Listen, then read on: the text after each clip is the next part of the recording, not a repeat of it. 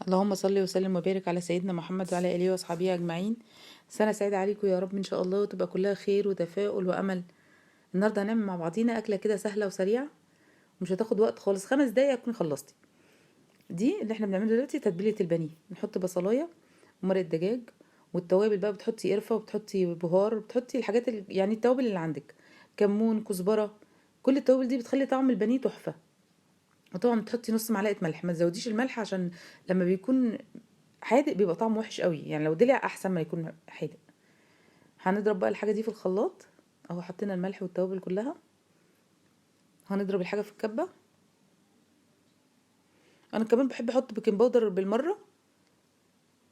يعني بحط الملح والتوابل والبصل ومرقه الدجاج والبضايه، بحط كل الخلطه دي مع بعضها وبضربها في الخلاط كويس. بضربها في الكبه.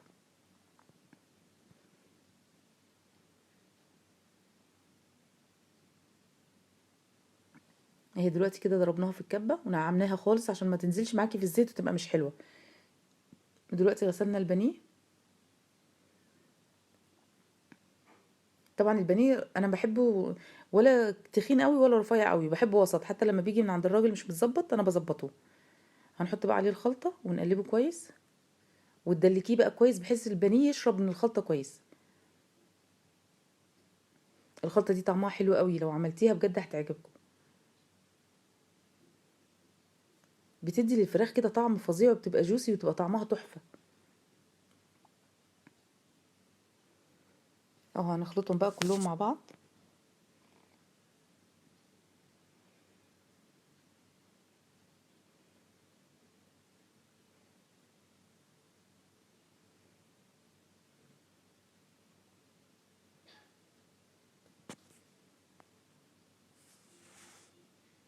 اه انا قلت اعمل بايدي احسن لان الاسباتولا مش قد كده يعني.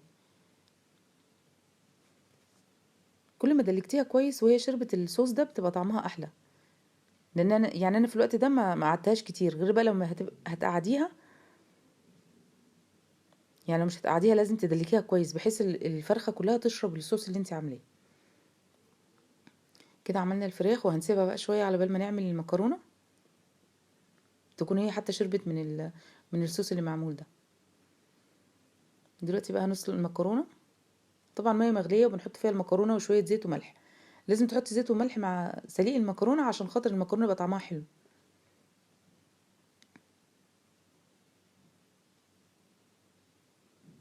اهو الزيت وملح.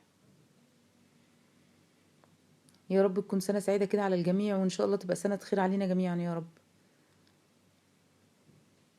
ويا رب اي حد شاف حاجه وحشه يعوضه عنها خير السنه دي يا رب ان شاء الله. دي تتبيله انا بعملها عباره عن دقيق وبقسماط وبيكنج باودر. بتبل بقى الفراخ كويس، البانيه. طبعا بتضغطيه جامد وتفضلي تقلبي فيه كده من ناحيتين عشان يشرب برضو الدقيق والبقسماط يبقى داخل فيه كويس. او هعمل بقى واحده تانية معاكم. شايفين بقى، بفضل اضغط عليها جامد بحيث ان هي تشرب الدقيق والبقسماط. هنعمل كل الكميه كده.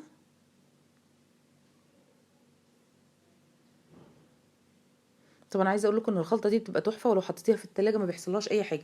يعني انا بخلص كده بعبيها في كيس واشيلها في التلاجة. في التلاجة من تحت، مش لازم فريزر ولا حاجه.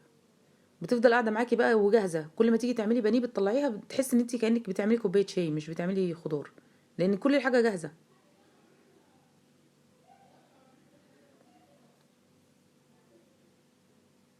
اسهل حاجه هي البانيه والمكرونه، دي اسهل اكله، 5 دقايق بتعملي اكله تحفه.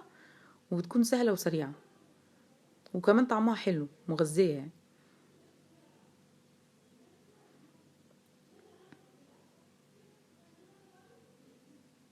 طبعا للناس اللي بتشتغل، انت ممكن تعملي نفس الخلطه كده وتعمليها في الدقيق والبقسماط عادي خالص، وبعد كده تحطيها في طبق وتحطيها في الفريزر. لما تيجي تنزليها بتطلعيها بس شويه من الفريزر، على بال مثلا ما تجهزي حاجتك وكده بتكون هي فكت، بتطلعيها على الزيت على طول. يعني لو عايزه تخزني البانيه جاهز بيتعمل بقى كده، تعملي الخلطه وبعد كده تحطيه في الدقيق. كده احنا خلاص قربنا نخلص كل الكميه اهو. طبعا انا بعمله كده لما باجي اقليه، لو حسيت ان هو شرب الدقيق بروح عاملاه تاني. الحته دي حسيتها كبيره قوي فقلت اقطعها شويه.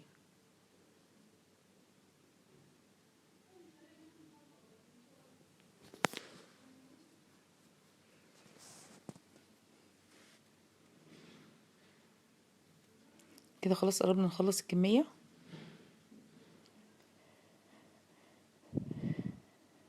اسهل وجبه في التاريخ.